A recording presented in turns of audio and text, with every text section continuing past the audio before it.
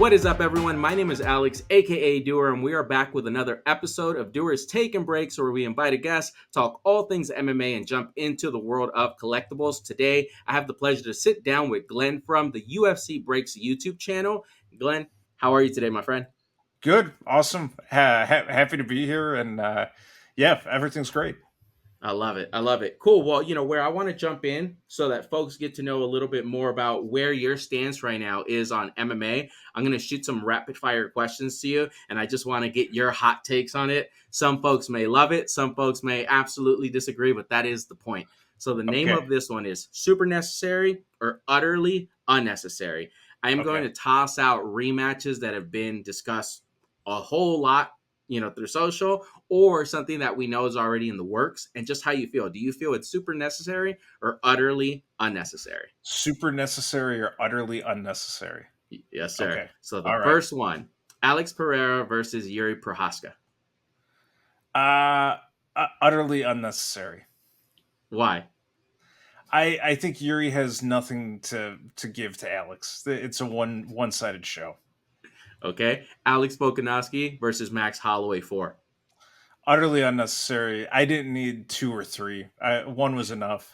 Really? Okay, that is Yeah, a hot take for sure. I think they were milking it. Like, how many times does he have to beat him?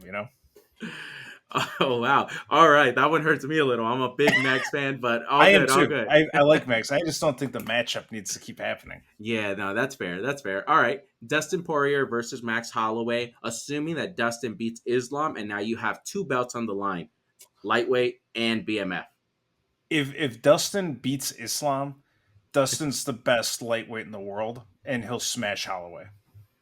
Okay. So you think the first time they fought, it was no fluke with Max having to put on that weight in a not the best way. I think Dustin's bigger, and Yeah. his game was, I think, a little bit different. But if you preface it by saying he's going to beat Islam Makhachev, Yeah. I'll bet on him until he's done. Okay. That's fair. That's fair. All right. Let's go with Grasso versus Valentina.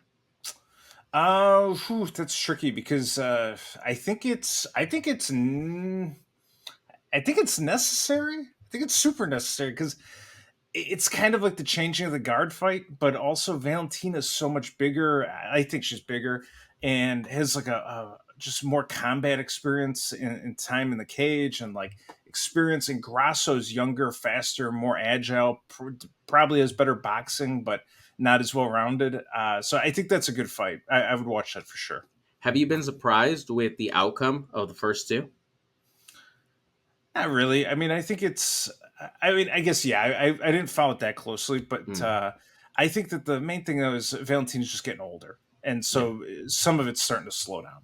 You're starting to see that, yeah, play a role into it. All right, let's keep going. What about let's go Kobe Covington versus Ian Gary? Super necessary or utterly Super necessary. unnecessary? Super necessary. Give it to What me. about that? What about that? Do you want to see? I mean, the whole world hates Ian Gary right now, and they call him whatever you want. And his wife's a wag, and there's books on Amazon. Like, this is all good stuff, right? But Colby Covington is just exactly what he is. He's Colby Covington, Colby Chaos Covington. So yeah, I want to see the collision of worlds, Mhm. and how does that resolve itself? I think that's fun. Who do you take in that? I mean, believe it or not, I take Ian Gary to win, even though I want I to see absolutely Colby. believe it. There's no I other want way to. that I vote. Yeah, I mean, I like Colby for the entertainment value at this point in his career. Yeah, I watched him live in Chicago a couple years ago now. against Uh, two. I think he was fighting RDA. I Okay, think he was RDA, that was a fun match. and we bet on him, and it was just rinse and repeat. It was like get him against the cage, drag him Hmm. down, beat him up a little bit, they get up, do it again. I mean, I saw him at his peak, and it was pretty unstoppable. And Yeah, I think he's like 35 now. He's on the downhill. he's gonna have to slow down at some point, right? But yeah, his style especially, it's impressive, but who knows how long you can keep that up at that elite level. Yeah, well, I think we already saw the slowdown happen. In the Yeah. last fight, it looked like he slowed down. With Leon. Yeah. Yeah. Yeah. All right. And Let's some of that keep might be going. like, Oh, wasn't it go for late it. notice too? I think it was like a short notice fight. Was that a short notice? I don't think it Or was. late replacement or something because no, it was Colby hadn't fought in like a while, right? Correct. Yeah, yeah. He was coming off a big layoff. Like you can call it ring rust, possibly, but according to him, he Yeah, hadn't. He's been training with his mamacitas, according to him. yeah. Well, how'd that work out? Should have been in the Uh, gym. I never thought I'd quote the man. All right, let's keep going. O'Malley versus Taporia in Spain. Uh Man, I mean, super necessary. The whole world wants to watch it, but I feel like that's a reach on O'Malley's part because there's so many good fights for him waiting right here that Okay. he should be taking. Everyone wants these mega fights, money fights, super fights, but like, who's the real fighters? Like, where's the Cowboy Cerrone's at? Where are the Hmm. guys saying, I'll take anyone? And the ladies who say, I'll take anybody, anytime, anywhere. That's what I want to see. That's right. And I I want think to see I a real think it's a champ. super necessary matchup, but the timing's not right. I think it's weird timing, and everyone wants Yeah, Taporia, everyone wants Holloway. O'Malley's kind of lost a little bit of his luster, actually, that's with right. everything that's happened. Yeah. I was disappointed that Cheeto couldn't pull it off, but I think we all saw is that Cheeto's footwork just wasn't up to the task of getting on him. But when he did get on him, he hurt him. So, maybe if I'm lucky, I'll see a Cheeto O'Malley 3 sometime in the future. Oh man, that's gonna take a lot of work by Cheeto. But I always think like that body shot that hurt O'Malley at the end of the fifth, Yeah. that give him 10, 20 more seconds, and Yeah. it changes So the I'm whole fight. friends with a bunch of folks from Ecuador Hmm. and Cheetos from Ecuador. And so we talk about this periodically. And Emerson, man, in a fight to the death, Cheeto wins that 100% of the time. If that fight goes 10 rounds, Cheeto wins 100% of the time. So, I mean, there's no questioning the dog in that guy, but I think he just has to work in the footwork. I think that's all it was. He Yeah, was having trouble getting inside on O'Malley yeah. in a lot of times in motion where the shots are rolling off each other and not doing as much damage. But when he got in on him and could plant for a second or two, he hurt him every time. I So was I think hoping he it's would have enough data, like having fought him once already, to be able to be prepared. yeah, But but O'Malley is way better he's now than he was the correct. first time. Correct. Yeah, he's improved. So he underestimated maybe, or just wasn't prepared for that level. Yeah, it's tough. I mean, because everyone's evolving. The young guys are evolving. The old Hmm. guys are evolving, and I think it's one thing though. I think it's just the footwork. And I think Dean Thomas actually said that in like the fourth or fifth round. He said something very similar, Hmm. which maybe is why I'm thinking it. But Yeah. I think it's true. I mean, you could see it. It was like he was too stationary. Noted. All right, let's get you with one more. Before Dustin retires, Mm, okay, does he need to win by guillotine? Super no, necessary or utterly no, utterly unnecessary? unnecessary. That's fun. And like when he jumps and pulls guard on whoever he's fighting next, everyone's gonna like it for a few seconds, and then when he's on his back and he's getting punched in the face, no one's gonna like it. Everyone's gonna be like, So "Why? Why did you go for it again?" it's a super low percentage submission to jump guard while you're standing, and I think Absolutely. unless you're really getting hurt on the feet, you shouldn't really do that. I hear you. All right. Well, thank you for that. Let's jump into finding MMA. How did MMA, UFC hit your radar? How long ago? Take us back. So I guess when I was like a little kid, like 8, I used to watch WWE on Saturday mornings, and my sister and I would jump around on the couch cushions and like try to body slam each other. And Hulk Hogan was on, and then my parents would yell at us, and like that was it. And then nothing really for a long time. And then I remember when I was in like college, it was UFC like 200 or maybe a little bit Okay. before. Brock Lesnar was Versus on. Frank. Yeah, I think it was against Frank Mir. And so the night before, all my college, not a couple of us, we were out, and we got into like a little altercation in a bar, and we were all Mhm. drinking beers, and I waded into the middle of it and got involved quite a bit. And then the next morning, we all stayed over at this guy's house because it's far from where we lived. And we wake up and we see the UFC 200, I think, but we see Brock Lesnar just and we see him up there, and they're like, "Dude, why don't you do this?" And I was like, "I don't know. Like, why am I not doing this?" So I signed up for a gym either that day or the next day, and I started doing Fascinating. MMA. Okay. And so I did it for a number of years.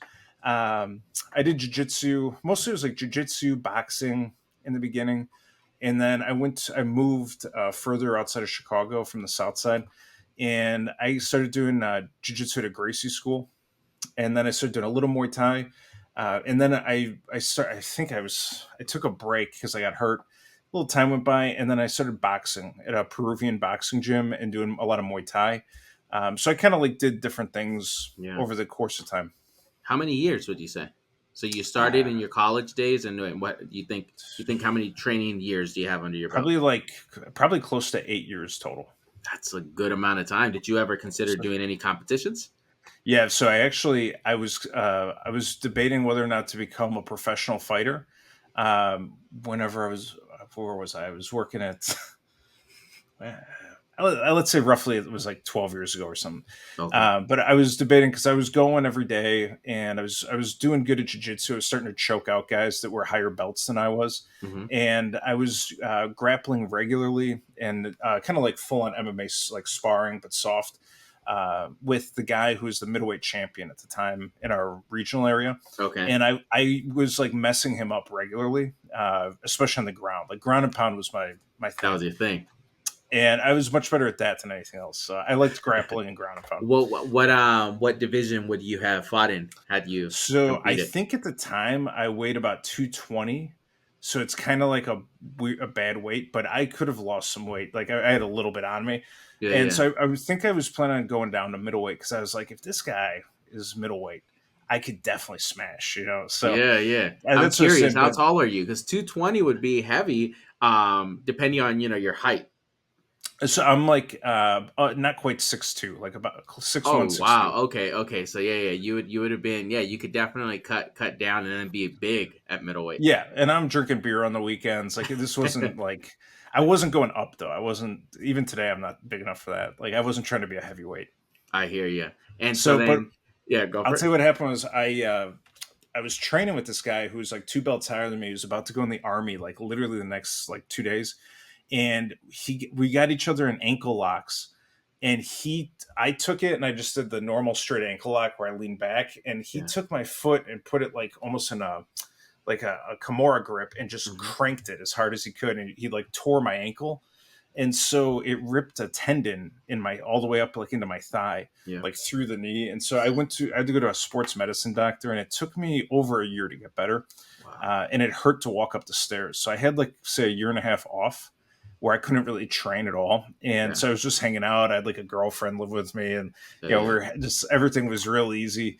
And when I went back, I was like out of shape and not feeling good. And I remember though I took a job at that time, which kind of propelled me into my career What you for were the doing rest of my there. life. So it was kind of like this road where it's like I'm either going to train like 3 times a day, and Yeah. I'm like gearing up to do that, or I'm going to start working. And I got hurt, and it was like, well, you're going to go take this job, and that was it. How paint the picture for me. You get hurt. Are you completely pissed off and just like wanting to rip this dude No, apart, or was no. it a honest mistake that he just didn't Oh no, realize? no, no, no. He tried to hurt me. Like he was better at jujitsu than I was, and I think he was trying to teach me a lesson. Like you're not allowed to try and sub me. I'll just break your leg, right? Man, but that's Um, a knucklehead, you know. but it's like that's how now I would know. Like you need to know who you're training with. Like training partners matter. You I can't. take it you hadn't trained, or you either trained a lot with him that you got the better of him and he wanted to teach you a Once lesson. or twice, like, but he had been there a long time before. It was at the Gracie School.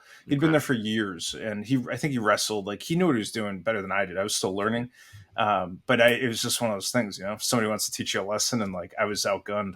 Yeah, that sucks. That really sucks. But thankfully, another profession hit your radar. Something that is it what you found then? Is it what you're doing now? Kind of. So I work in the food industry, and I took this job, which required a lot of like international and domestic travel, selling Mhm. chocolate and cocoa powder on an industrial scale. So, Okay. like sell a customer 100 truckloads of cocoa to make Oreos or something Yeah, like that. yeah. And so I did that for three years or a little longer, and then I was working at another food company, another one, until eventually I actually became like a vice president, a president, and then an owner of one. So I went all the way up the ladder, Yeah. and I mean that probably wouldn't have happened if I was training at an American Top Team and Correct. Correct. doing all these other things. A lot more things would have had to go right for you to to end I up mean, in a spot like that. I think a lot of things did go right. It's just it was Well, like that's exactly it, right? Well, it's one of those where would you say you're programmed in your mind in a way to think that regardless of how your cards are dealt, you're going to make the best of the situation. yeah.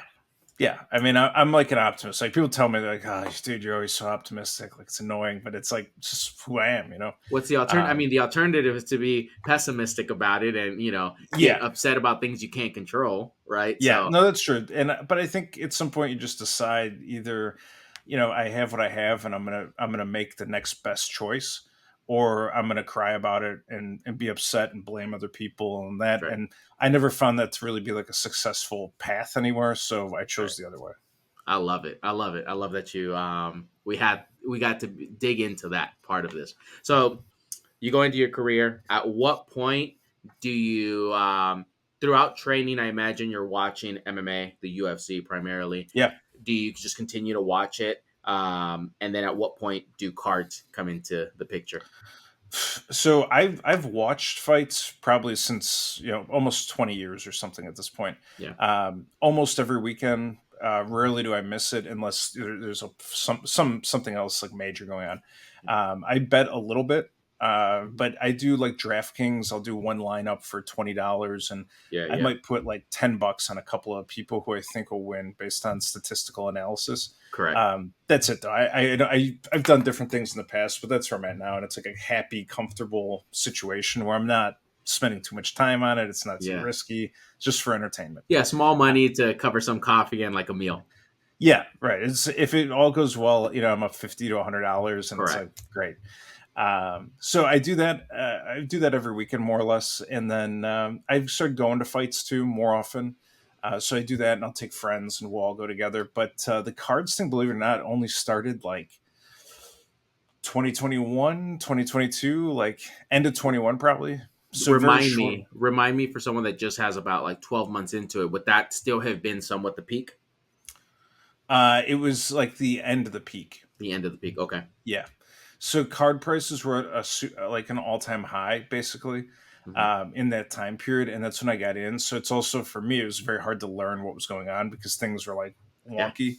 Um, but I did have one huge advantage. My cousin Jim, he's like a huge Tom Brady fan, Okay. and he has Tom Brady 101s, like Tom Wow. Brady rookies, like he's got all the juice. Yeah. And we just recently got some graded, and it's like some of these cards are PSA 10, PSA 9. It's like, oh, Wild. that's worth $250,000. That one's worth 300,000. Like, and he bought them raw for like a couple grand years and years ago. But he gave me all the information. So there were times where I'd call him almost every day. I'd be in my truck driving around, just call him, be like, "Hey, like, how does this work? Or which service?" And like, I just ask a million questions. Yeah. And then I finally pulled the trigger and I bought one card. I bought a Kamaru Usman Championship Auto Parallel PSA 10, and that was a stupid buy, but I eBay, didn't. card show, eBay. eBay. But I wanted to buy something because I'd been talking to him for so long. And he's like, I don't know, man. He's a champion. It's PSA 10. Like, how does that card go down? But there's a huge difference in football and Yeah, UFC. unfortunately. In the UFC, if a guy loses, those cards will tank, 60% overnight. In the Hmm. NFL, if you lose a game, nothing really happens. Like That's right. it's totally different. That's But I right. think the UFC cards are going to get to that kind of a level, but it's going to take a while. I think it's too immature of an audience right now. And I think there's also there's always going to be that unique aspect of UFC cards where losing a game is never going to be the same as losing a fight, unfortunately. But to your point, they'll have a little bit more stability in it. Right now, it's a bit ridiculous how much they'll drop for losing a Yeah, fight or losing a title. and people aren't looking at like Hall of Fame. They're not looking at statistics. They're not looking at like how many wins people have. Everyone's totally fixated on undefeated. That's That's right. the only thing like that, and that's part of the reason why I collect Khabib cards personally. But I Okay. mean, people are so hyper fixated on like you can never lose. Yeah. If you lose one time, you're dead to me, and that's insane. Like it shouldn't be like that. Tell me a little bit about your PCs. Who was your earliest PC? Was it Camaro? Um, No, so I still have that Camaro car. I just looked it up today. It's on it's eBay for down like 90%. yeah, it's available for 250 or like 1500. buy it now, either one. But I paid like $780 at auction. And so I don't know. I'm just going to hang on to it for Yeah. 25 years and sell it when someone wants to pay me, like when inflation comes back and it makes sense. Yeah, but I have that. I have very few cards except Khabib. So I have mostly Khabib PSA 10, Okay. and I buy all the 101s. Basically, I try to get all those 101s, but that's an expensive procedure. Yeah. So I Of course. kind of take it one or two at a time. And then I buy all of his cards. Every parallel is a PSA 10. So Uh, I've probably got like, I don't know, maybe 15% of every card ever made of Khabib as a PSA wow. 10 right now. There's something like, I think I'm just throwing this out, but it's a little over 1,000. Like, say it's 1,100 cards total Khabib. Yeah. I have like 150 of them as PSA 10s. And do you buy them ungraded, and then your goal is to grade them, or do you actually don't mind either So for the I right do price? both, but I've bought a lot of them raw, and the problem is when you buy a card that was made in so like 2012 is his rookie. If you Hmm. buy a 2012, 2013, 2014, it's raw. God only knows where that thing's been the last 10 years Yeah. and who's touched it and whatever else. So I found they're really hard to get PSA 10s. Yeah. I've gotten lucky with some, but mostly you get them or you find they got some weird damage on them. You couldn't see and it's a PSA 6. Okay. So for the older ones, I'll just pay what it costs to get the 10. Yeah. For the newer ones, I'm more likely to submit them. I literally, these are just sitting here. I think I can show. Can we I do a put them away, reveal? but I just showed them the other night, but I got a Okay. bunch of slabs right here. Um, like I ripped this. This is a Shavkat to 5 Ooh, can you bring it PSA closer to 10. the camera? Yeah, here I'll show you. There it is. That's out of Shavkat 5. International That's Glare. nice. And that's It's a red 10. to 5. Yeah, Jeez. it's a huge card. But I had some Khabib ones that I got too. So like I opened those out of the case and it was like a Khabib King. I don't even remember what they were, but there were like 3 or 4 of them, and I submitted them. They all came back 10s. Throw them in there. So Khabib is really your only PC, it's fair to say, So at well, that magnitude. I sat down. Yeah, I mean, I have a lot invested. I have a video on YouTube. It's like, hey, my $25,000 Khabib collection. It's Okay. probably like double that now. How But old is that video? a couple months. Oh man. Okay, we're gonna So, definitely link that here for sure. yeah, dude. But I basically tried to think like, who's the Tom Brady of the UFC Yeah. Yeah. for investability. So I have like some just kind of like bullshit cards like Cheeto Vera and stuff. They're not worth anything. I just like it, so it's sitting Yeah. here. But the only stuff I'm really going for is like investment grade cards, and I think Hall of Famer, undefeated. Like really never even defeated in a round except Yeah. messing around with Ally Quinta when he was practicing striking in a live fight. I think there's a lot of real positive things to say, and Yeah.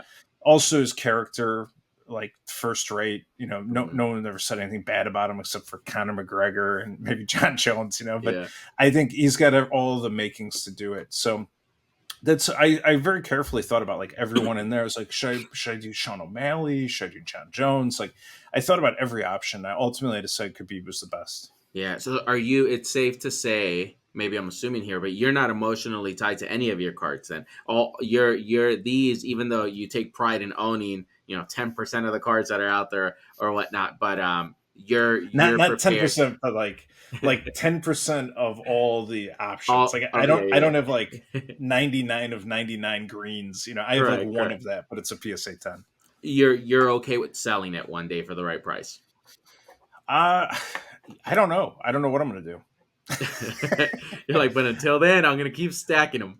Yeah, I mean, I like the Khabib cards. I'm not like super emotionally tied to him. Some of them more than others. Hmm. I'm not really emotionally tied to anything. Like Okay. outside of my wife and kids, like I don't care. Right It's, answer. it's just Right stuff. answer. It's stuff, but it's fun. It's a fun little project, and I had some downtime here the last year, so it gave me something to work on, and Yeah. I was something to do. Yeah. So I'd be remiss if I don't ask this just because his name came up twice. Brady. You watched the roast. What are your thoughts on it? If you did, I what can I say? What's even appropriate? no worries. I'm uh, cursing. Be yourself. yeah. Well, I try not to like swear too much on YouTube or anywhere where it's because I want to set like a good example for That's fair. especially young guys and girls who are watching. But no, I saw very little of the roast. I didn't see the whole thing, but the parts that I did see just briefly were very funny. Yeah. Like there's something about Gronkowski where they were like they're like, Tom, like how did you lose $30 million in crypto coin? And they're like, even Gronk said, Tom, money not real. It's like That there was was one funny of my stuff. favorite moments in it. It just Yeah, set up the whole night for how much they were gonna dig into Gronk. yeah, it seems good. I'll watch it at some point, I'm sure. And you said it's your cousin who's a big Brady collector, so I take it he Yeah, watched it for sure. I'm sure he has. He's such a nut with Tom Brady. He actually has the last ball used in the last play by Tom Brady ever. Jesus, I don't even want to It's know what he paid or what limb he gave up to get that. I'll tell you, it's for sale. If somebody wants it, it's for sale. What's the ticket price on it? I mean, I think it should go for $1 million, but he'd sell it for less. Okay, jeez. So I mean, are you into any other sport the way you are into UFC? It's like football. You No, try? No. I mean, I watch the Chicago Cubs a little bit. I go to a few games a year, and it's just kind of like family, kind of Yeah, spend yeah. time with my dad, things like that. I might, if I have to, go to like a Bears game with a customer, but really, I despise the Bears ownership, and so I don't watch it at all. Yeah. That's it. I watch UFC. Like, there's like football guys and baseball guys. I'm a UFC guy. That's me. Yeah, I can't get into any other sport. I've tried watching football and getting into it. I have a bigger appreciation for it after like Quarterback on Netflix came out, and it kind of shows you a little bit of the behind the scenes and how intricate every position on the team is and how important Mm. they are to making a successful team. So it gives me an appreciation for the sport. I think I've always known it was there. Now I just understand it a little bit better, but it's not something that I'm willing to give up the limited time I have to invest for like every Sunday game and Monday Yeah. night game. So what I do invest my time in is basically every major UFC card and most fight nights. It's hard. I mean, especially as you get older, you have less and less time That's right. to do what you want to do. So if you can carve out a Saturday evening, once a week, that's pretty good. Yeah, that's not It'd be bad. hard. Be hard to watch like 4 or 5 baseball games a night too. Like, your whole week's gone. My wife was like, I've never seen you be so disconnected from doing anything else for the 8 hours that you were doing on UFC 300 night. Like, because I'm always multitasking, always like going to the next thing. I'm never the type that's just going to sit down and like watch a 4-hour movie, 3 days a week. It's very rare for me to do that. But for the UFC, I'll carve out the time, even if I have to rewatch it on Sunday morning type of thing and get up at like 5 a.m. to do it, before the kids wake up. So she was shocked that I carved that entire evening out for the Yeah, UFC I mean, it 300. was a good night to carve out. Yeah. Let's jump there. UFC 300. How we know what probably is the most memorable moment of the night for you, but just where were you? Paint the picture for UFC 300. So it was a little bit weird, but months ago I had planned to go visit my cousin who's down in Sarasota, Florida, Mm-hmm. and I go down there. I go down there about once a year. I go hang with them, and then I see them like around the Midwest or California. But we went down there, and basically we're going to go fishing for 2 days. So I fly in Friday morning. I land. He hands me a beer like as soon as I walk in. We go out. We're on the boat 20 minutes later, and we've got a guide that we know. So we're out fishing, we're catching snook and hanging out. And then the next day we wake up like a little groggy, go fish again, get done fishing, come back. And then we went out and we were at some bar in Sarasota watching the fights. And then we went back to his buddy's place where had some people over. And so we were hanging out there. So I was in like a guy's house I didn't know, just hanging out. People are partying all over, and he did have like 100-inch TV or something. Yeah. So everyone was just getting wild in there, and I was like, just stay out of the way. I'm trying to watch this. You're trying to listen to the post conference or the interview at the end of the fight. It was good. I mean, I was having a good time. That's cool. And everyone reacted at the party for that knockout, or were they? Dude, I mean, I was Yeah. telling people who to bet on actually, Okay. because they were like, "Who should I take in this one?" And I picked like 4 or 5 in a row right, and people Yeah. had parlays, so everyone was getting really hyped up. But yeah, when that happened with Max and Gaethje, people who didn't even know what fighting was were just like, "Holy shit! Like, what is going on?" And and it was crazy. Everyone was yelling, like it was wild. It's a memorable night for sure, and that also makes it probably that much more special to you because you were maybe out of your element of where you would traditionally watch it, and you get to see all these, we'll call them casuals, reaction to it as well. Yeah, yeah, they were excited, man. They all were like, "What just happened?" And then I was explaining how insane it really is, because the fact is Max is up like 5 rounds to nothing, Hmm. maybe 4 if you say that the knockdown wins him the whole round, but Yeah, that's yeah, kind of debatable. So he's up like 4 to 5 rounds. Fight's over. He won. 10 seconds left, and he's just like, "I'm gonna give you one more chance, yeah. Here's his right chance. here." 10 seconds. And Gaethje kind of like, he's messed up. Gaethje was hurt, man. And he got Yeah, in there and his nose is busted. He's tired. He's taking body shots. He's limping. And he comes in and he goes for it, which is like, this is a true gladiator. that's right. And then Holloway just got him. I think, and that's the insane part is that he got him, but like the fact that he even allowed that to happen, because that's what they said. Don't stand there with him. Don't let Yeah, him hit you or you yeah, will go to sleep. yeah. And he gave him a shot. So his I his think team, his it's corner was saying like we knew it was coming. Like it was just about praying at that point, like that he doesn't get caught. But we've done this so much with him that we just knew no matter how much we tell him not to do it, he's gonna do it. I think it's cool. it's I it's mean, cool until it's not, right? it's a cowboy Cerrone type thing. Anyone, anywhere, like if you want it, he's got it. So, yeah, I mean, it's good, and he's also, I think, I think it was Joe Rogan was talking to me. He was like, Max, you're basically like a superstar now. Like you're like Conor McGregor level famous because all these people who didn't know who you were before now Just know. put him on the radar. Yeah. Right. So, sometimes you got to take a big risk. I was gonna say when you said I was hitting all these fights correctly in the bet, I was gonna say until you ran into Jalen Turner, that's probably one of the early ones No, that. I told everyone who to bet for the last like 4 or 5 fights, Okay, and it okay. was I think it was what was the last one? It was I had Jamal Hill. I had Jamal Hill. That's Oh, what it was. really? Okay, okay. Yeah, What about because that matchup did you like for Jamal? so I actually right here on the computer I have here. I'll pull it up real quick. The UFC 300 sheet, but it's basically I just do it based on stats. So for Okay. me, it's like what are statistical advantages? Like where do you see edges? I'm pulling it open right now. Yeah, yeah. I I don't remember appreciate what I it was, but I'll appreciate you tell you. getting into it. While you do that, I will say, the one bet that threw my $1,800 parlay off was the Jalen Turner decision to walk away. Had he finished that fight, that sequence with like some hammer fist and finishes Moicano, my Yeah, parlay hits. And many people lost their parlay because of Jalen Turner. It was yeah, it's one of those where like I'm over it by now, but it's just so upsetting. It's such a bad move. dude.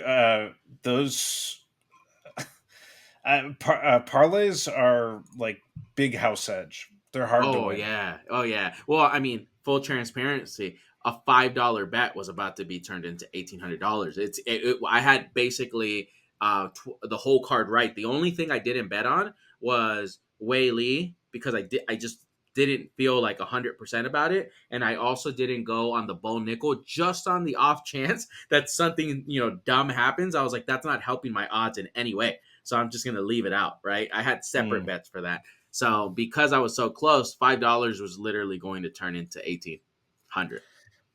Yeah, I've only really done it once where when Chimaev first came out, I did a DraftKings ticket and I hit it perfectly, but I split with like 20 guys, and Okay. I made like 6,000 in one night on like a $15 ticket.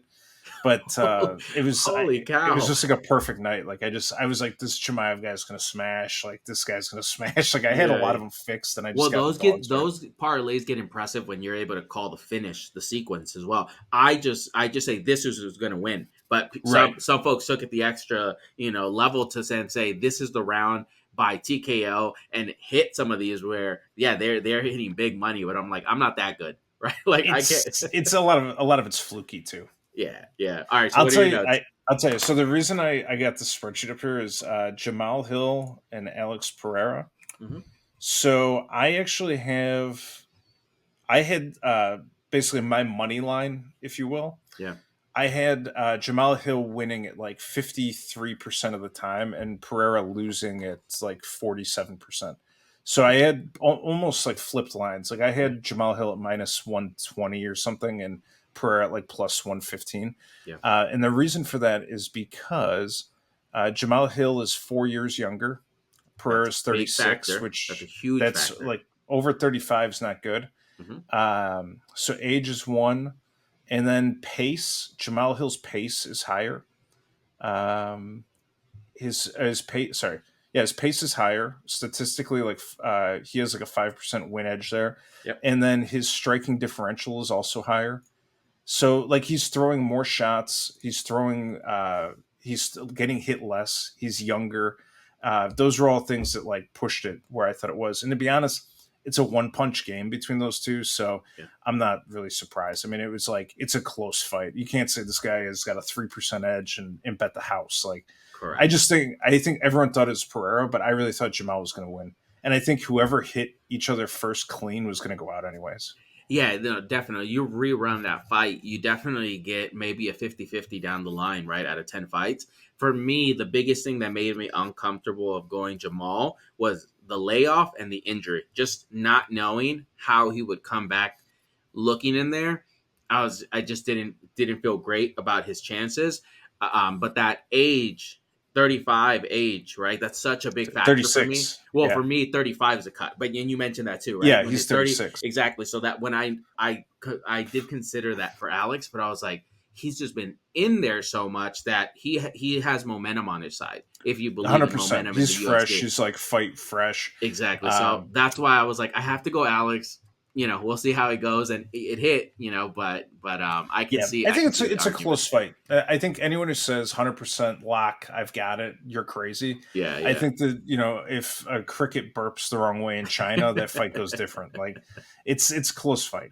That is definitely a close fight. All right, let's see. Where do I want to go? Why don't you tell me about what your goal is? If there's a goal, maybe it's just something you enjoy and it's that simple of an answer. But tell me about what you're building on YouTube. You hit the scene not so long ago. You've been, blessing the community with great breaks at a volume that's insane.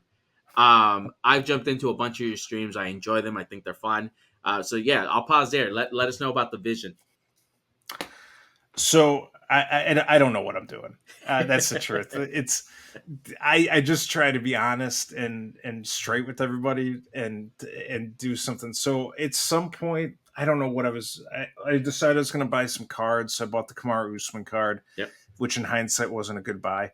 But then I started the Khabib path, and that's been much better. I overpaid market wise on some of those cards. Like some of these 101s that I paid big money for, Yeah. they're probably hard to sell at that price today, but I think it's going to come back later.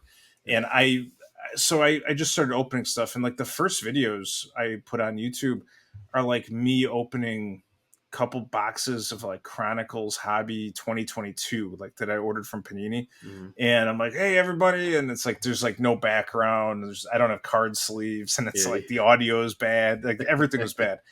And I got like 6 views, and I was like, all right, like if I got We're on to six, something. I could probably get 8 next time. And like so I didn't know what I was doing, and so I just had kind of a crappy stream for a while, and then like randomly a couple people just showed up and started talking, and I would talk to them while I was doing it, and then like a few more showed up, and so it was like okay.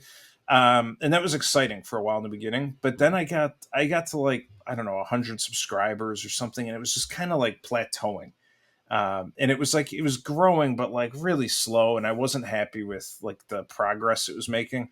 So then I rethought everything. I listened to like every video on YouTube about how to make a YouTube channel. Mhm, I mhm. watched a bunch of Mr. Beast videos. Like I was watching everything I could. I was watching a lot of Pac-Man. He's like a breaker for football, basketball, Okay. stuff like that. He's big. I think he's got like 90,000 subs or something. Yeah, yeah. So Just a I little just bit watched above you and me combined. Just a little a bit. little bit, yeah. Yeah, For now, for yeah, now. So I just was like watching everything, and I was trying to figure out like not so much what I'm doing wrong, but like what are other people doing right. Yep. And so then I said, okay, I need thumbnails. And so I made a thumbnail with like a free program, and all of a sudden the views go from like 12 to like 80. And I was like, oh, okay, like this is a piece of the puzzle. Like I need to have a thumbnail. It can't just be a still of your like action shot in the film. Yeah, yeah. So stuff like that, and I just kept going, and then it started to pick up speed because I made a video where I opened up Chronicles blasters like the day they came out. No one had a video on YouTube yet. Something like that was Yeah, what yeah. happened. And I had 3 autos in one box, and it was nothing insane, but it was just like exciting. And Yeah. chat's popping off, and people are excited, and they're like, "Wow, what's going on?" And that video was the first one I made that got like 1,000 views. And so then it was like it started to go faster. Yeah. And then I started to get okay, like we need to have something exciting. We need to have something that like not anyone can do. And then I've progressed further, and for the Topps Chrome, I did that kind of stuff for a while, and then I started doing more giveaways. Mhm. I started working that in monthly giveaways, or like I'll pick a random viewer and say, "Hey, you're breaking with me tonight. Like, tell me your top 5 fighters. Yep. If any of those come up, they're yours." Yep. And what I found out too doing this was that there's a ton of people not in the United States that are watching the stream, Yeah. and most people won't ship to them because you say, "Hey, I shipped somebody today in like Hungary, Yeah. Australia, like a lot of Canadians." Yeah. Shout out to Cape Breton, Nova Scotia, my fan base up there. So I found out there's people all over the world, and they're like, well, shipping, and I was like, I don't care, I'll ship to you. I'll take care So of I it. Yeah. figured out basically using stamps is what I do, and I know because it's like if I have like giveaway cards sitting right here. Mhm. It's like Patty Pimblett and things. I got to ship those off somewhere. If I ship it international to Canada, it's like $1.50. If I ship it with tracking and everything else, it's going to be like at least probably 7 to 17. Yeah. So I just use stamps, and I don't think I've lost anything yet. Yeah. But that's a cheap way to do it. And so I just fire these things out all over the planet, and I started getting a lot of feedback. So people started emailing me, and it's still changing as it goes. But I got a lot of people emailing me, and it's like I get emails where it's like, "Hey man, I've been having a really hard time lately. I really appreciate this. I've never had a UFC card. Like this is super cool," and you can feel like they're excited. So it's like that's good. Like I want that positive energy going out towards there. I get a lot of people say, "Hey, I'm a first time collector. I've never done UFC. I've been watching your show. I'm learning a lot. I just bought my first box." Like, so it's a little What you more want like to hear? You're coaching. growing the hobby. Yeah. Yeah, so it's a little bit of coaching, and I get a lot of guys too, who are ladies, and they say, "Oh, it's my son or daughter's birthday is coming up." Like, there's a guy I don't know who he is. I talked to him last night, and he won a card in the giveaway. And I said, "Here, this is the one you won." He said, "Hey, can you make it out to my son? His birthday's coming up. He's just told me he's too old for Pokemon, but like he wants to do some kind of sports cards." And I was like, "Sure." I was like, "I'll tell you what, I'll send you like a package for him." So I sent him some serial numbered stuff. I gave him an auto, like I packed it all up. Yeah. Yeah. And the dad responds, he's like, "Oh my God." He's like, "This is super cool." And like, very thankful. And I said, "Hey, I'm also going to send him a blaster." So I ordered one from the distributor, and I sent him a blaster. So he'll get all that stuff for his birthday. But it's like, for me, it's not, doesn't really affect my life if I spend a little money doing that stuff. But I remember when I was a kid, like I didn't have anything, and if somebody had done that for me, it would have been a big deal. So I think some of it is like I'm just trying to pay it forward. Exactly it.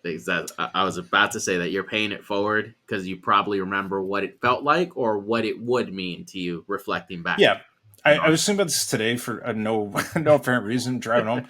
But I remember like one Christmas, I think it was a song on the radio. One Christmas, my parents like they just didn't have a lot of like money or liquid cash when we were kids. Like Yeah. they bought a house, they kept us safe, like they did all the right things are important, but they didn't have a lot of money, Yeah. and so we didn't have much stuff. Yeah. And I remember for Christmas one time, I opened up this package and I had 3 Nintendo video games in there, and I'm like, "Oh my God."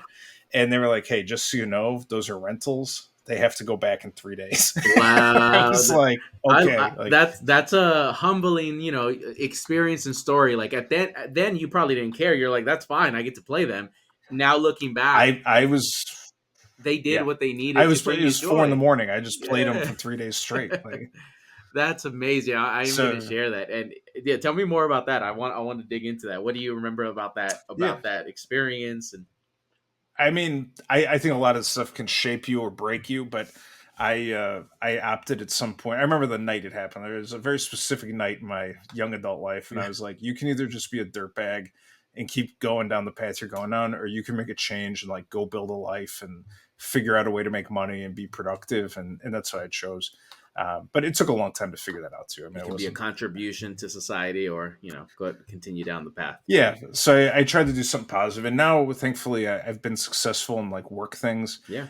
So I'm able to work on more kind of like other things, and so this whole UFC thing, like it started off as kind of like like I'm going to do it for fun. Yeah. And then I was thinking, I'm going to be a breaker. I'm going to do a break every week. I'm going to be ripping cases. People are buying spots. And I sold some on Whatnot, and I just despise the sales culture that's required for that, where it's like, come on, you scumbags. Like, this is a great fighter. Like, give me $25. And I was like, this is not how I sell in the real world. And I'm not going to do it here either. So I just got to the point where I said, I'm just going to open whatever I want. And if it's cool, good. And if somebody wants something cool, like, here you go. Like, I'm happy to share, but I'm going to just try to make it kind of like a fun experience, and I'll share with people as I go. And then there's no rules. Like, if there's no money involved, sometimes people want to buy something and I'll sell it to them, but it's not like strict, it's like I can kind of just ebb and flow and do it how I want. And I mean, people like it, right? That there's a reason why they continue to come back. I guess. I mean, my friends think it's crazy because we went from like, I don't know, like 350 subscribers 2 months ago to like over 600 now. Mm-hmm. And it's this next video I'm doing in the next couple of days. Like, I would not be surprised at all if it goes over 1,000. I love it. I'm going to tune in. I'll, once we end this, I want to hear more about it. So I make sure to pencil it in and not miss it. I don't know what day it is. It's the UFC midnight. I've got 4 boxes, $1,200 worth of cards coming. And I'm going to open them all the night that I get them. And they usually will send them a little before the actual release on the 15th. So it might be Monday, Tuesday. I don't know. Whenever I get them, though, that's exciting. The stream. Yeah, I mean, everybody wants to see the new product. So you're absolutely right. I bought as much as I could. I couldn't get a case. The most they'd let me get is 4 hobby boxes. And I was like, let's do it. By the time I went on there, all gone. All gone. You beat me to it. You bought all the inventory available. But I'll tell you, that is one of the like secrets to the sauce, though, is that if you can make not a viral video, but like a really good video that people want to see and are Google searching for, and you can get it so when people Google for like Topps Chrome, my video comes up, it helps, and you get tons of residual views. And so that's where you get residual subscribers, and like it just keeps snowballing. Yeah. So I decided moving forward, if I'm going to do a video, it's going to be either a giveaway, like fun freebie, or it's going to be big. So I don't have any in between. Like, I'm not ever going to open, I don't think. I mean, who knows? I might do something different, but I don't think I'm ever going to open one hobby box ever again unless I'm giving it away. I think it's going to be like big time every time, so that people know, like, I can see everything in here. Like, I can see what a full case is, because a random box of anything is not a good way to indicate how the product is. Yeah, exactly. If you're trying to provide that type of insight and education to folks, then absolutely, you're right. Being able to go through an entire case, right? And then after that fact, if there's still excitement around the product, then it makes sense to go through like an individual hobby box if you're trying to chase a hit. Yeah. And I'll tell you, like, I opened a full case of 2022 Prism UFC, and literally it's 20 boxes. 19 of those boxes were open, and I had a pile of like silvers, and that was it. The 20th box was a Michael Chandler green Pulsar. So I'm like, okay, there's one guaranteed Pulsar per case, but that's it. That's it. So 19 people at a store buy those and get nothing. Yeah. One box has it. But 2023 Select, 20 boxes, probably half of them have at least something, whether it's numbered to 49, a tiger print, an auto, a gold to 10. About half those boxes have a hit in them. That's a way better product to buy.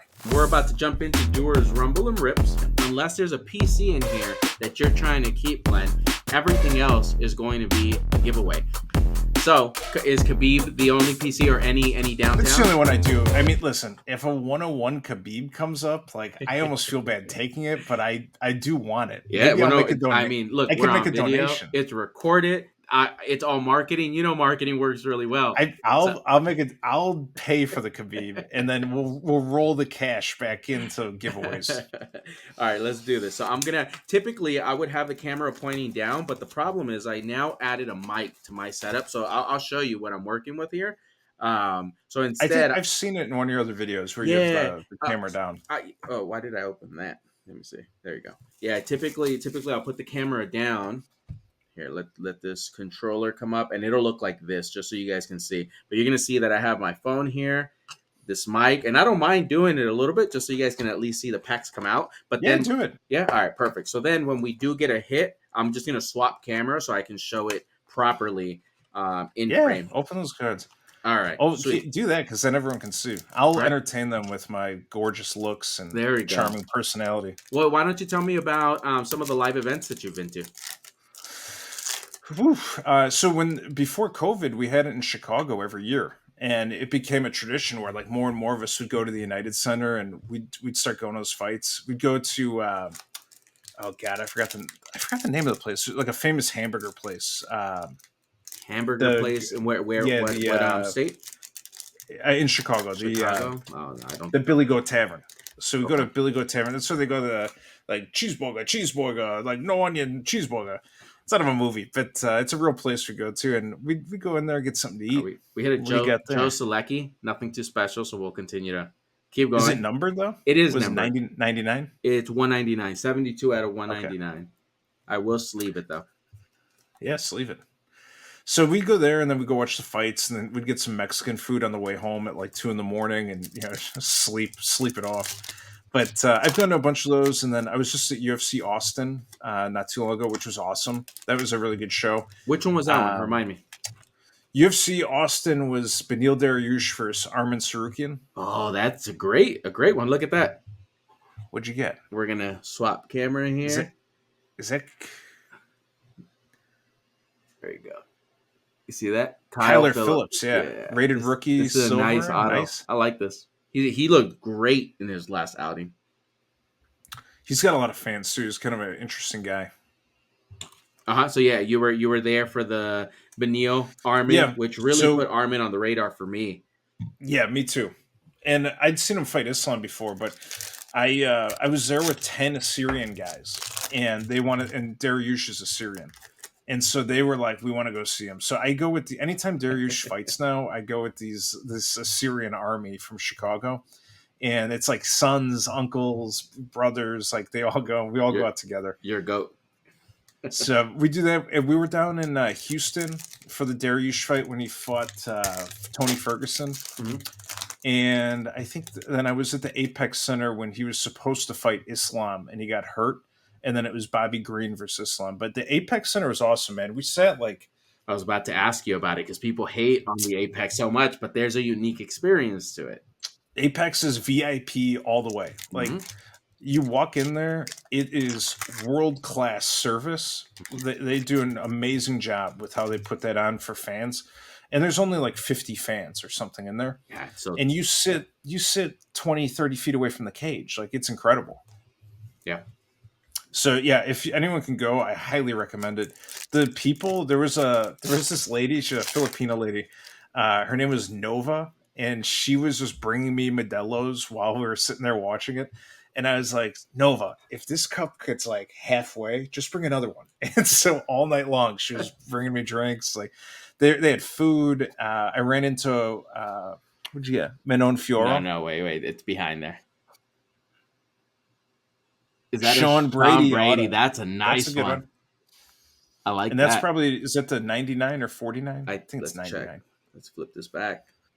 Doers Card Cam. This is a nice one. This is out of 99. Yeah, that's good. Yeah, this is really nice. All right. Yep. So, but I'm telling you, the service in there was really, really good. And I walked in there and I saw Buckley. Buckley was standing there with like his girlfriend or whatever. And I was talking to him for probably like 10 minutes before the prelims were getting started. And then we went in, we're hanging out. And throughout the rest of the night, we ran into like Marvin Vittori. Mm-hmm. There was a couple, there was Terrence McKinney's first fight. And I was like talking to him while he was in the walkout. He was like in the walkout waiting to come out. And I looked at him and I was like, Terrence, I just bet on you, man. Let's go get this guy. And he was like, that's what's up. Like he was totally in. So I mean, it's just like very intimate experience in there, and like we weren't being obnoxious or anything, but I mean, it's like we're having fun. We're Yeah, having a good I time. mean, you're kind of playing into the atmosphere of it, right? It is so intimate. So I tell folks that I understand completely for the majority of folks watching. That's not the production that they're used to. They it's not the same watching it without the fans and getting that like loud reaction. I understand it, but there is, I think, a business sense for the UFC to have those as well. Not only because cost is lower, but there's also that unique experience for folks that can attend those, right? Yeah, I mean, it's just so cool because it feels like I mean, you still know you're at a fight, and there's a lot of fighters walking around. There's like Michael Bisping's there. I took a photo with Bruce Buffer. Like, everyone's very accessible. So it's just a cool experience. What do we got now? I can see it on the back just because I there's can't, nothing I else in the can't see back. So it. here we go. Ready?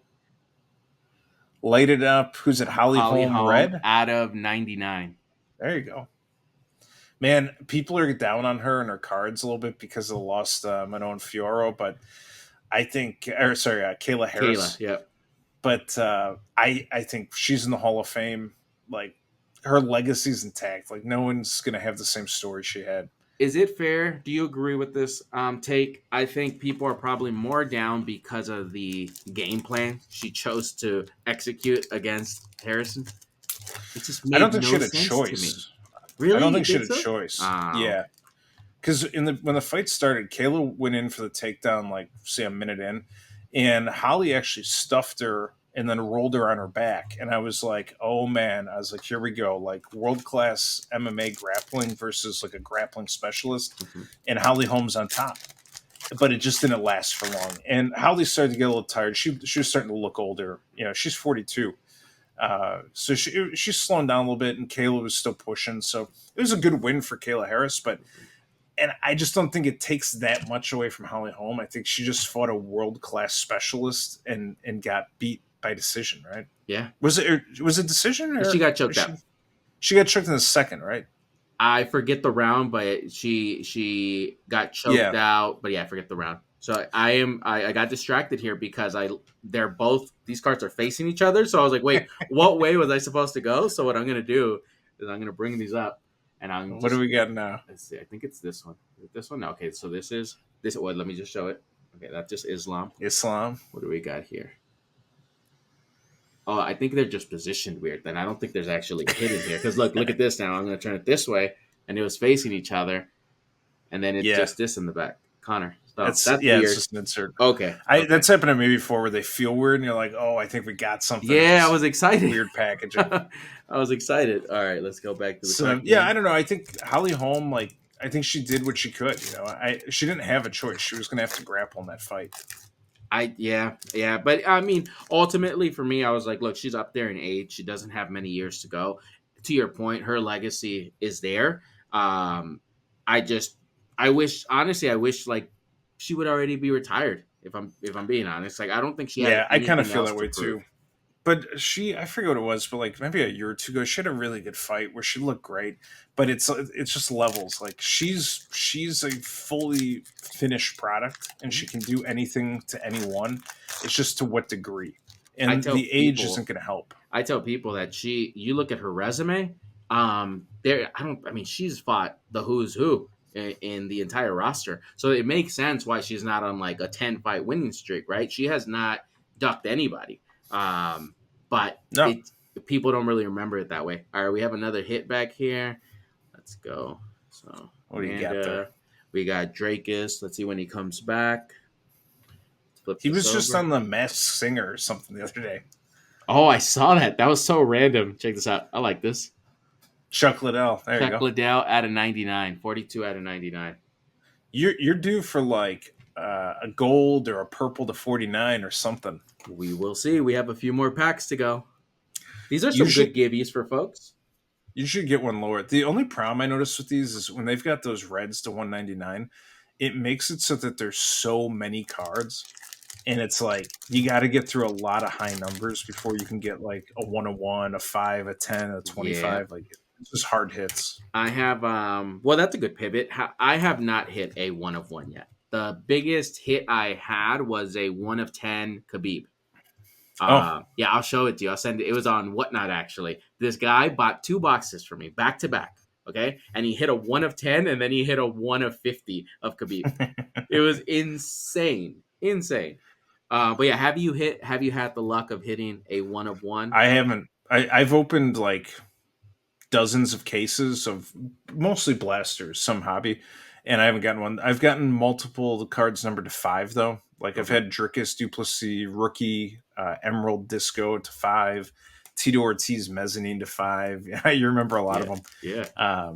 I've gotten a lot of gold cards to 10 in the Panini days. I've gotten some black I tops mean, ones to 10, it but speaks the to one I the haven't seen. difficulty, right? The odds of hitting a 1 of 1 because you went It's through a ton of product. Yeah, but I did a mostly lower end stuff. So I did less expensive blasters and like H2. The real odds are just ripping hobby. Hobby. Hobby's the best way to get it. I mean, I've seen some folks get lucky in blasters and manage to pull some 1 of 1s, you know. But again, it's like the odds are not in your favor there. If you're gonna do it with any kind of volume or like for time, doing it in hobby is the best way, I think. Like I if agree. you say I'm gonna open 1 box a month, you'd want to do hobby rather than like, 6 blasters every month. Your guy again could be. Yeah.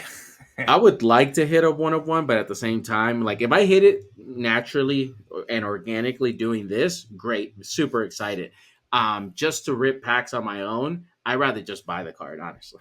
Like, Well, I mean, that's what I buy them. I just bought a 101, like maybe not even a month ago, just because it was a Khabib 101. It's super rare, only one ever made, like not other years. And it's like just sell it to me, yeah, Yeah, I mean, it's the only way to do it. If you're let's really see, after them, Valentina, and this is out of 199. there you go. Let's see, card camera I'm telling here. you, you're due for a purple or better. We have 4 more packs. Here we go. Is As it, far as where you like to hunt for your cards, is it Facebook? Is it eBay? Is it card shows? A little bit of everything. So I've kind of been everywhere. Like I've bought a lot on eBay, especially graded stuff on eBay. I prefer. Mm-hmm.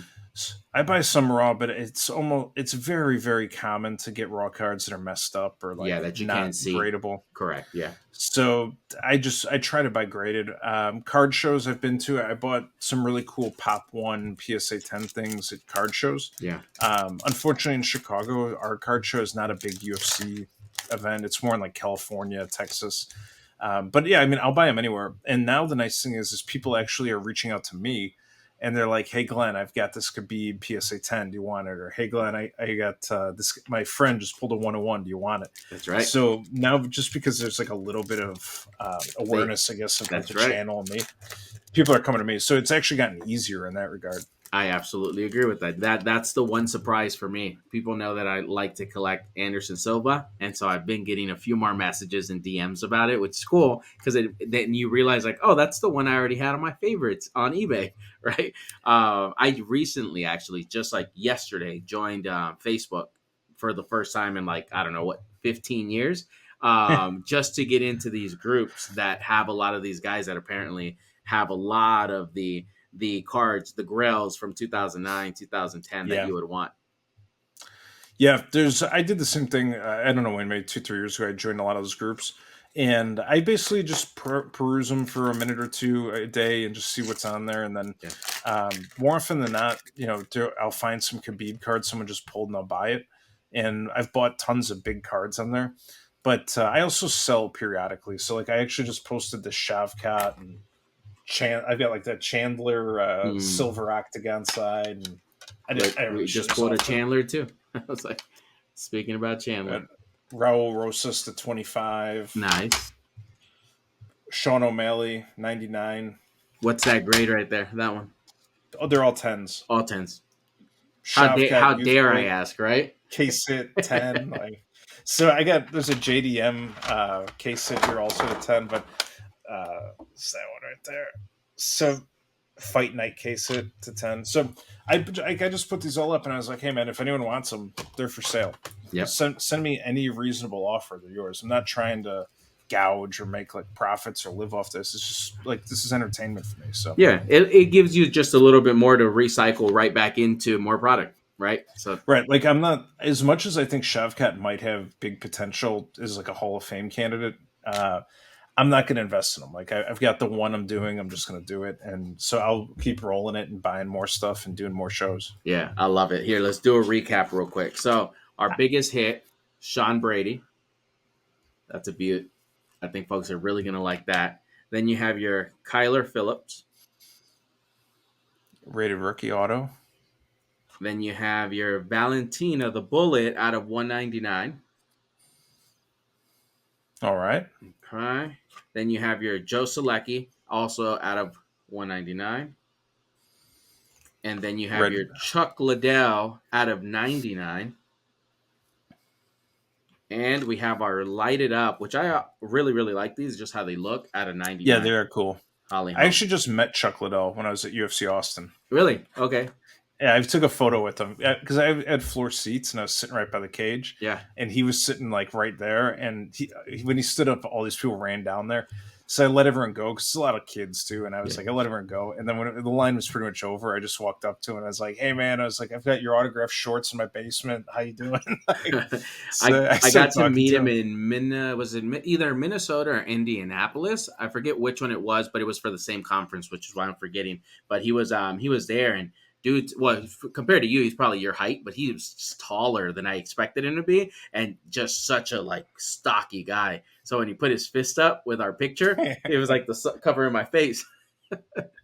Yeah, I think I might be taller than he is now, but we're like similar size, I'd say. Yeah, you were sizing him up. No, not at all. Dude, honestly, I hope I never get in another real fight again in my life. Like it's if it happens, I'm ready and I'm willing, but like I really don't want to. I mean, that's just not where my headspace is at all. Like I enjoy watching it once a week, but I'm not trying to mess. Yeah, you have the right head on your shoulders, so that's what it's all about. So what do you think is a good combination on how to do these givey? So typically I like to combine them in ways that makes it fun for 3-4 potential winners. So I think, would you agree that the Sean Brady on its own is a good givey, and then we combine some of the other cards, or should we put something to this? The Brady's got it's a rookie too, isn't it? Yeah. No, I mean, I was thinking that, but no, I think Brady's 22. This doesn't have rated rookie on it. So, okay. Yeah. Hold it up for a second. Let me just see it. Yeah, take a look.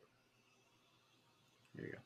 Oh, yeah, I always saw the O in the corner. I thought it was a rookie shield, but it's the O. Yeah, that by itself is good. People love that. He's got tons of fans. Like, that's a good one. What should we put with the Kyler Phillips rated rookie? We have Joe Selecki, Valentina. You have the Holly Holm and the Chuck Liddell. I would do whatever the first three you said after together is one. Do like Selecki and Holm. Okay. And Liddell. Yeah, I would just like take those guys and put them together. Maybe these three together. Yeah, that's a good setup. All right, we'll do those together, and then we'll do the Phillips and Bullet together. Yeah, that's good. Like that, and then we have our Brady. Sweet. So the way that we'll do the giveaway is very, very simple. We're gonna just ask you to subscribe to both channels, comment on the video, and then we'll pull 3 out of those comments out, and I will take care of shipping. I hope you are international, so you also get to enjoy these cards as well. It's funny when you said that because most of the people that have won the giveaways have also been international, so they're concerned that I was like, never mind, you got to go with someone U.S.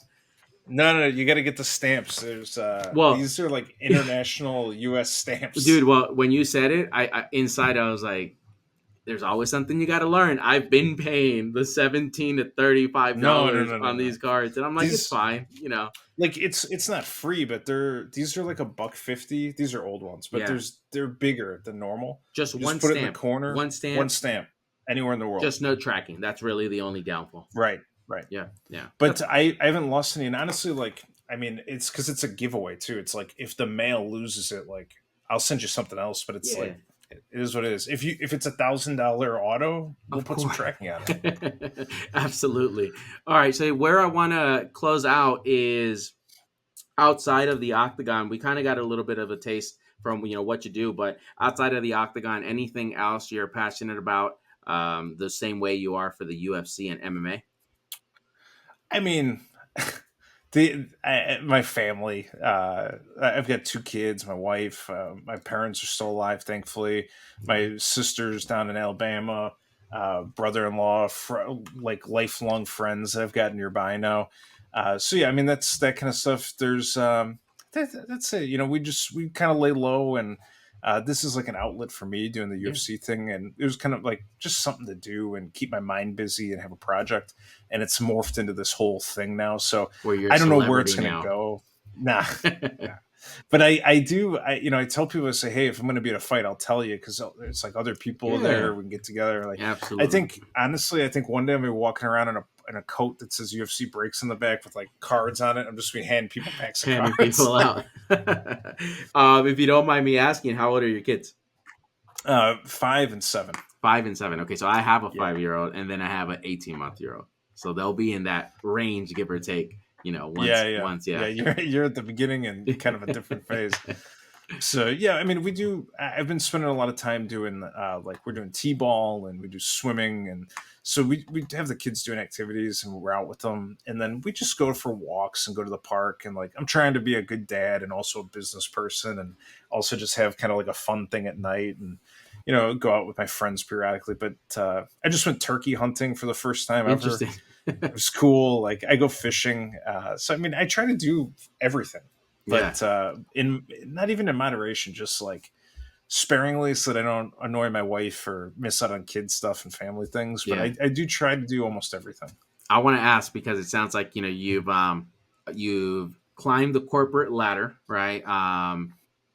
To a level where I'm still aiming to get to, as I work through what I do professionally as well. And we can cut anything that you decide that we want to remove from the cast, No, it's okay. I got but nothing to hide. yeah, I'd love to pick your brain on just like how much more challenging did it become to be as present in your family's life, whether it's kids and wife or just a combination of those two, as you've become more and more of like the C-suite, and now it sounds like you possibly even own your own company, and so just speak to any early challenges and how you'd kind of navigate it through that.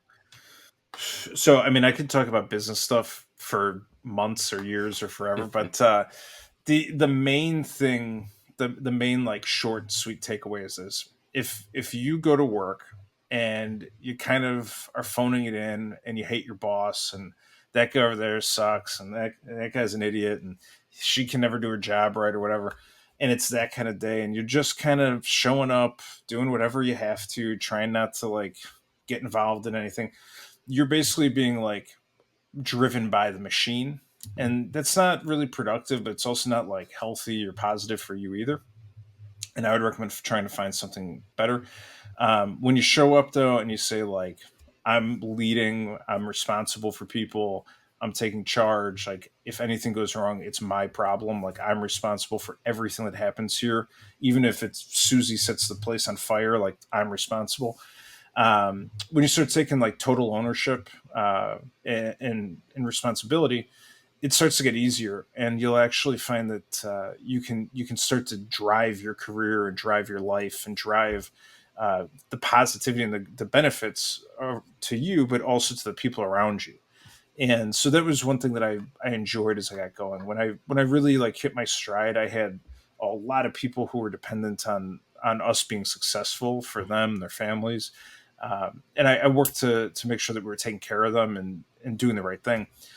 And I think 99% of people out there talk about leadership really should change it to management and probably micromanagement. And they just use buzzwords and say things that they think sound good and kind of going through the motions. But that's not who I am. I said, like, we're taking total ownership. We're going to finish this project. We're going to make it work, and we're going to be wildly successful. And Ownership you hit on, and then accountability is the other thing that was buzzing in my mind. How the role becomes so much easier when you have those two, because it allows you to not necessarily prolong how to get to the solution of whatever went wrong and what the solution is, and how to just get through it to make it right.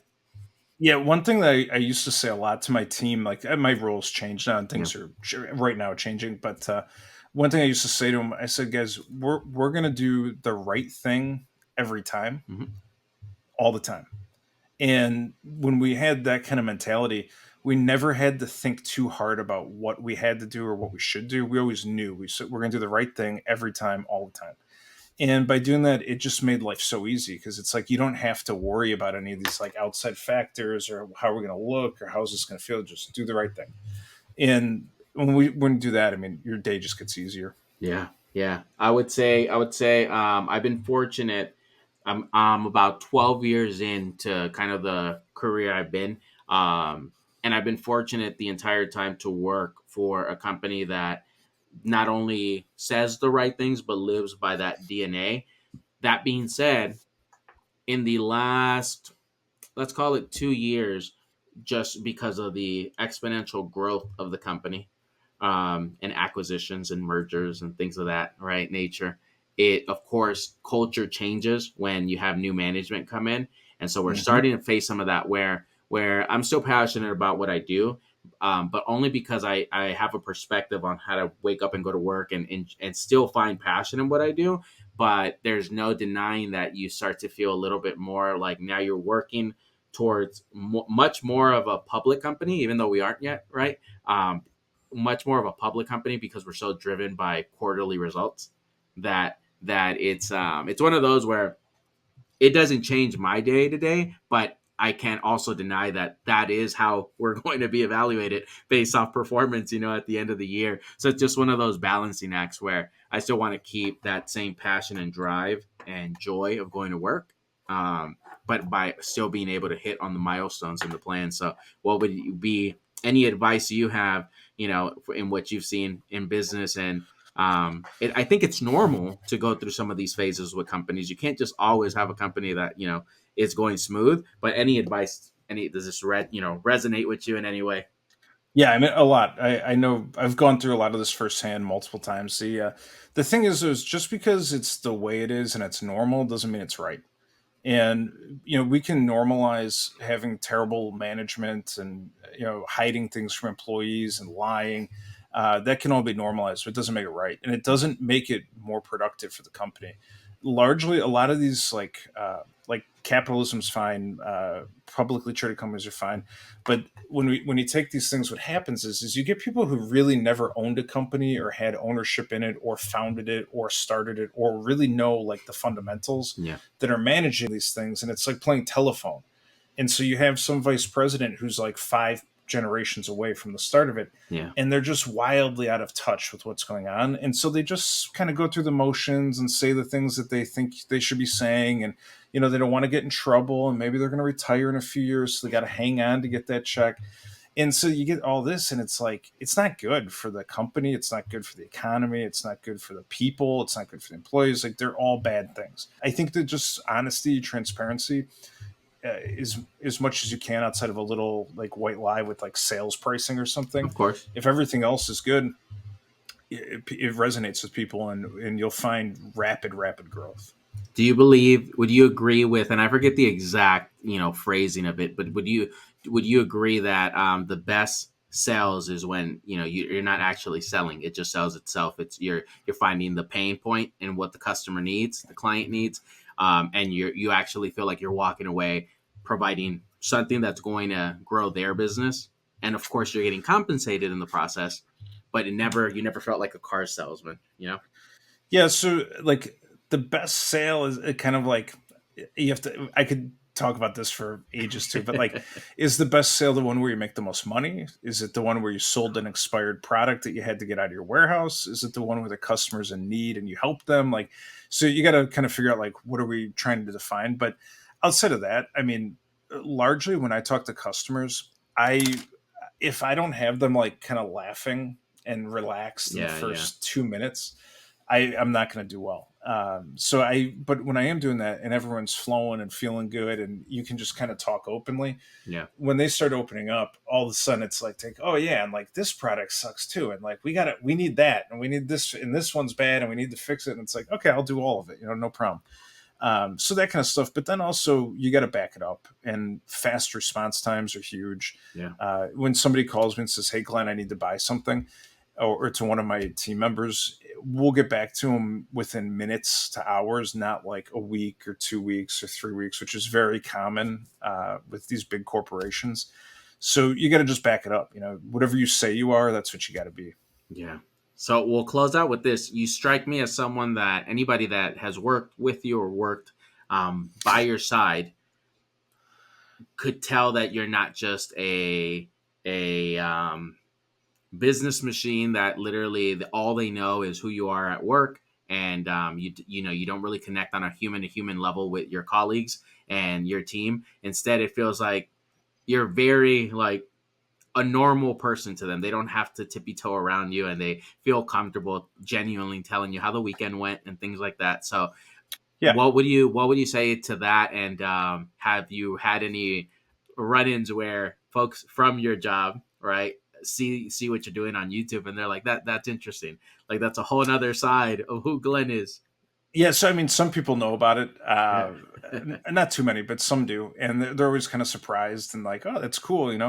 But also, I'm not doing anything that's like risque or like it's not like I have some rant on there, some crazy political rant or like Correct. conspiracy theories. Like it'd be hard to say like he's doing a bad thing, like Yeah. he's opening cards and talking and goofing off, like that's not bad. So yeah, I mean, people work though, and like large my team especially. I had a saying because some people have had to leave over the years. Mhm. They're kind of worried. They're like, are we still going to be able to talk? Like, are we going to be friends? And I was like, I've told every single one of them is over the years. I said, listen, if we agree to be a team and work together, and we're going to love each other on day one, and we say like we're in it together. Well, on day 1350 when you leave, we still agreed to all those things. Like nothing changes. So I think that's the mentality, is like whatever we commit to on day one stays the same no matter what happens. And that's my mentality, and it's worked thus far. I think everyone who's made a change, and like largely I was training like salespeople into like vice president style positions. Yeah. And as they've gone on and become like much higher roles at other companies, to me that's like a feather in my cap. Of You know, course. my everyone who I took is like a salesperson and is now like a big shot VP or like global figure. I mean, I think I was teaching them something correct, that they were able to take and do good things with. Yeah, you're leaving a legacy behind that. They always look back to you being a mentor that taught them something very, meaningful. Yeah, I think so, and but a lot of it's like it's just being straight with people, like just be yourself, be the best version of yourself, not the worst, and just be honest and thoughtful, and think about your actions and think about your words and think about what you're writing and saying, and how you act is going to affect other people. Yeah. And when you start becoming more self-aware, I think it gets easier to figure out how you're going to react in situations and how you're going to affect things, and you can then start to choose how it's going to work. Powerful stuff. You give me a lot of juice. I'm telling you, these conversations are so much for me as much as they are for the community as well. I like to pick at brains all the time, and take what I can. We'll cut it here. Hang around, Glenn, while we close out, just so that we can close out on the back end. But folks, this has been Doers Take Breaks. I hope you enjoyed the content. If you like this type of content, please make sure to subscribe to both channels. Glenn, why don't you let folks know where they can find you? Is it only YouTube, or are you also trying to grow Instagram, Facebook, I'm not TikTok? really trying to do anything, but we're on YouTube. We're hanging out there almost every Monday night. Sometimes an off field, but we're doing Tops Midnight. I think either this Monday or Tuesday. It depends when it drops. As soon as I get it, it'll be on there. The video's up. The date will be adjusted. But we're doing 4 boxes, $1,200 worth of Tops Midnight. So come check it out.